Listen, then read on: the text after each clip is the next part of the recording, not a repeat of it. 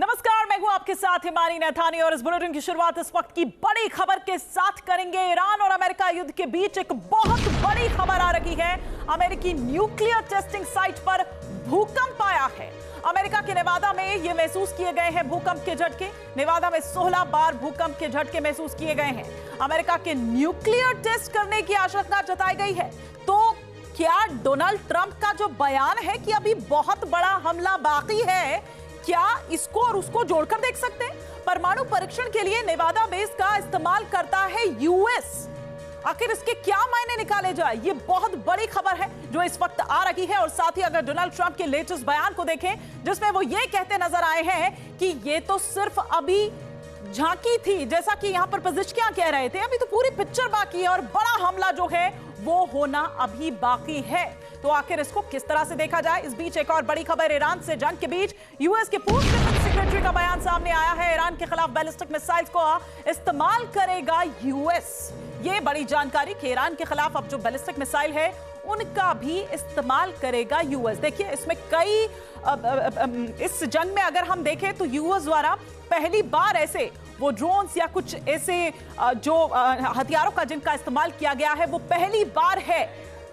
पहली बार जिन ऐसे कई जो ड्रोन्स जिनका इस्तेमाल किया गया, तो क्या ये माना जाए? और साथ ही साथ वो न्यूक्लियर जो एक तैयारी वहां पर हो रही है उसको किस तरह से देखा जाए? इस बीच बेरूत में इजरायली हमले के बाद हिजबुल्लाह का पलटवार देखा गया है। बेरूत में हमले के बाद आज इजराइल पर बड़ा अटैक हुआ है। इजराइल पर मिसाइल और स्वॉर्म ड्रोन अटैक हुआ है।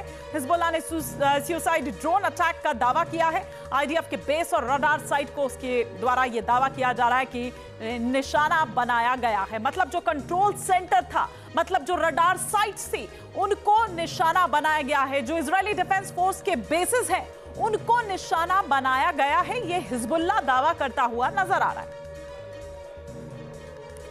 इधर जॉर्डन की राजधानी अम्मान से एक बड़ी खबर इस वक्त आ रही है। अमेरिकी दूतावास के कंपाउंड को खाली करा लिया गया है। ईरान के टारगेट पर है अमेरिकी दूतावास।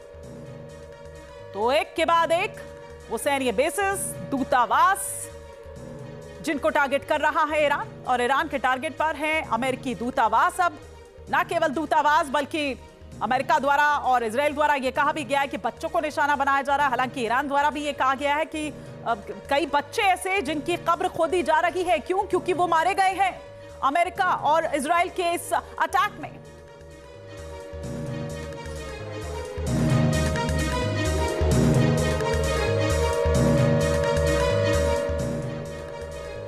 तो अमेरिका और इजराइल ने ईरान पर एक बड़ी स्ट्राइक की है। देर रात तेहरान समेत कई शहरों में बम बरसाए गए जिससे ईरान को खासा नुकसान पहुंचा है।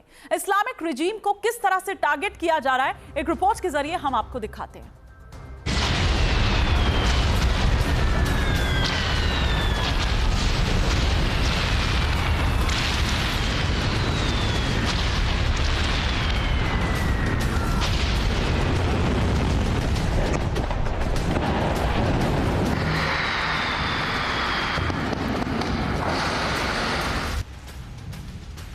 बमबारी हुई, एक साथ कई ब्लास्ट हुए और आग की ऊंची लपटें उठने लगी। ये वीडियो ईरान की राजधानी तेहरान का है। इजराइल ने दावा किया कि हमला सीधे ईरान की संसद पर किया गया। आईडीएफ के फाइटर जेट्स ने उड़ान भरी और संसद की बिल्डिंग पर बम गिराए।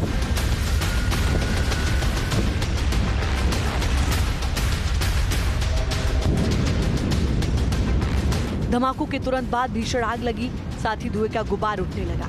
हमला इतना घातक था कि कई किलोमीटर दूर तक इसकी आवाज सुनी गई। हालांकि ईरान ने संसद भवन पर हुए हमले की खबरों को खारिज किया, लेकिन इजराइल अपने दावों पर कायम है।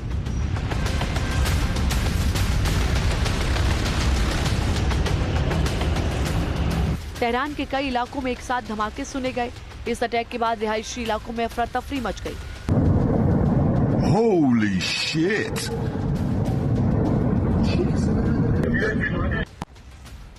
हालांकि आईडीएफ ने सिर्फ ईरान शासन के ठिकानों को टारगेट करने का दावा किया, मगर जिस तरह ब्लास्ट हुए उससे शहर के बड़े हिस्से में दहशत फैल गई।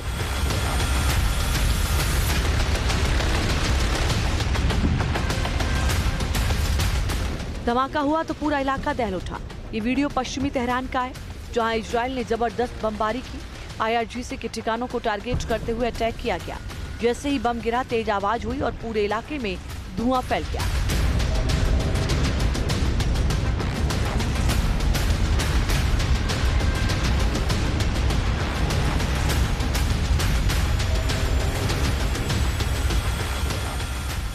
तेहरान के अलग अलग हिस्सों में इजराइल और अमेरिका ने जोरदार हमले किए हैं। 28 फरवरी से ही उन तमाम शहरों को टारगेट किया जा रहा है जहां सैन्य ठिकाने हैं। IRGC को कमजोर करने के लिए टारगेटेड अटैक किए जा रहे हैं।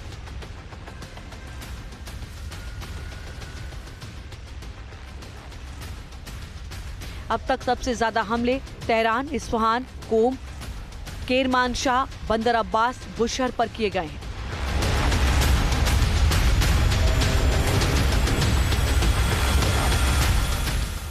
इजराइल और अमेरिका का मकसद ईरान की मिसाइल पावर, मिलिट्री फैसिलिटीज और न्यूक्लियर प्रोग्राम को तबाह करना है। इसीलिए अलग अलग जगहों पर घातक हमले किए जा रहे हैं।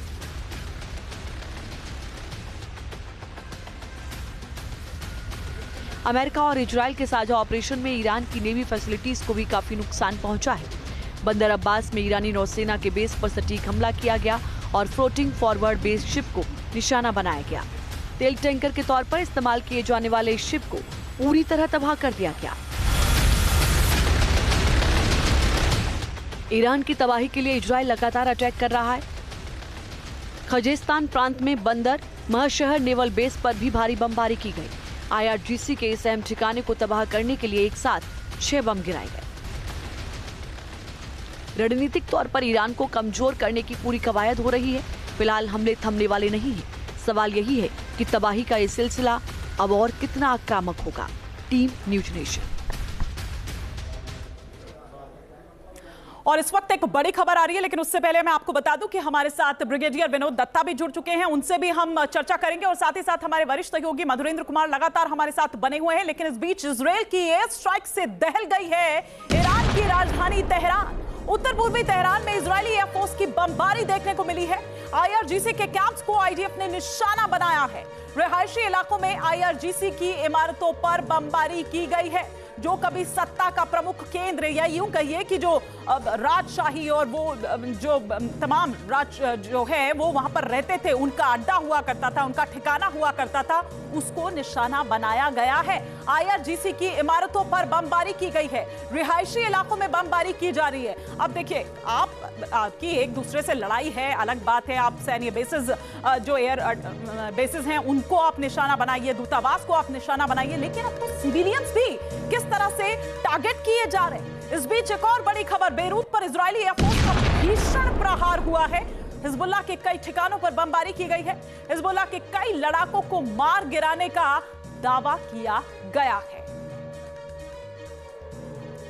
तो हिजबुल्लाह के कई लड़ाकों को मार गिराने का दावा किया गया है। ये बड़ी अपडेट, ये बड़ी जानकारी इस वक्त मिल रही है। बेरूत पर इजरायली एयरफोर्स का भीषण प्रहार। बेरूत पर लगातार प्रहार कर रहा है इजराइल, क्योंकि वो जानता है कि यहां इनको एक्टिवेट नहीं होने देना है, इनको फन उठाने नहीं देना है, और जितना हो सके अभी ये मौका है, जब एक बार शुरू हुआ है, आगाज हुआ है, तो खत्म करके ही दम लेना है। हिजबुल्लाह के कई ठिकानों पर बमबारी की गई है। हिजबुल्लाह के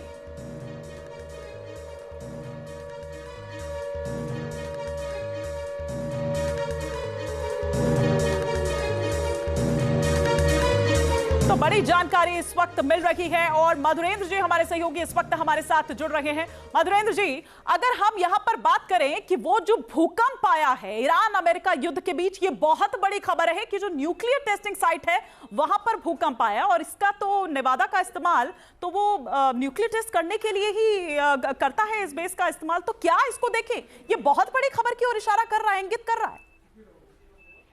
देखिए, बिल्कुल नेवादा की अगर बात करें तो जितनी भी असामान्य गतिविधियां होती है अमेरिका की, वो यही होता है। चाहे आप न्यूक्लियर टेस्ट की बात करें, चाहे आप हाइड्रोजन टेस्ट की बात करें, या अत्याधुनिक हथियारों की बात करें, या फिर इस तरह के वेपन्स की बात करें जो वेपन ऑफ मास डिस्ट्रक्शन कहे जाते हैं, तमाम तरह के ऐसे टेस्ट और जाहिर तौर पर उससे निपटने के उपाय, ये सब कुछ दरअसल अमेरिका यही करता है। और इस तरह के भूकंप 2.5 मैग्नीट्यूड से और 2 दिन तक आए हैं। तकरीबन इसका डेप्थ जो है वो भी दिखाई दे रहा है कि काफी है। ये अपने आप पे बतलाने के लिए काफी है कि या तो कोई एडवांस वेपन जो है न्यूक्लियर उसका टेस्ट किया गया है, या फिर जो वेपन्स मौजूद हैं उनको ट्रायल किया गया है। मैं मधुरेंद्र जी इसलिए कह रही हूँ क्योंकि जो लेटेस्ट बयान डोनाल्ड ट्रंप का आया है उसमें उन्होंने कहा है कि अभी बहुत बड़ा हमला होना बाकी है। तो क्या वो बहुत बड़ा हमला, क्या इसको और इसको जोड़ सकते हैं? बिल्कुल कनेक्ट कर सकते हैं, क्योंकि अगले चरण की तैयारी शुरू हो चुकी है। पहले चरण में हमने देखा कि खमेनी के खात्मे और उनके टॉप जो कमांडर्स हैं उनके खात्मे के बाद भी रेजीम का खात्मा नहीं हुआ। उल्टा ईरान ने आप तो मिडिल ईस्ट से लेकर इजराइल तक दहला रखा है। यहाँ तक हिजबुल्ला ने मोर्चा खोला बेरूत में, जैसा आप बता रहे थे। बेरूत और दरिया में लगातार 2 दिनों से बमबारी जो है वो इजराइल को करनी पड़ रही है। लेकिन अब अगले चरण की तैयारी के मद्देनजर जो हथियार प्रयोग किए जाएंगे, जिस तरह से ईरान को दहलाने की तैयारी है, उसके मद्देनजर इसको हम देख सकते हैं जिस तरह से जोन में। लेकिन ये बहुत बड़ी खबर होगी ब्रिगेडियर दत्ता, क्या हम एक और हिरोशिमा और नागासाकी देखेंगे? देखिए, अमेरिका का जो न्यूक्लियर आर्सेनल है वो काफी मात्रा में है। लेकिन वो पुराना भी है, क्योंकि कई जो न्यूक्लियर वॉरहेड्स हैं, क्योंकि वॉरहेड्स को अलग रखा जाता है, मेन फ्रेम को अलग रखा जाता है। और अगर इस तरह की कोई टेस्टिंग की गई है, क्योंकि जब भी इस तरह की कोई सीस्मिक एक्टिविटी होती है, यकीनन खासकर जो टेस्टिंग साइट्स है, जैसे हमारा पोखरण हो गया या उनका नेवेदा हो गया, तो वहां अगर इस तरह के जलजले आए हैं तो यकीनन या तो कोई वेपन को टेस्ट किया गया है या कोई नए वेपन्स को बनाया जा रहा है। और रही बात, लेकिन मैं तो ये समझना चाह रही हूँ दत्ता जी कि उसके कॉन्सिक्वेंसेस क्या होंगे, क्योंकि देखिए हम देख चुके हैं एकमात्र दुनिया का इकलौता देश यही है जो हिरोशिमा नागासाकी पर परमाणु बम का इस्तेमाल कर चुका है। इससे इनकार नहीं किया जा सकता। ये अलग बात है कि ये परमाणु नैतिकता का पाठ पढ़ा रहा है दूसरों को। जी बिल्कुल, मुझे नहीं लगता कि अमेरिका इतनी बड़ी रिस्क लेगा, क्योंकि पूरा विश्व समुदाय उसके खिलाफ हो जाएगा।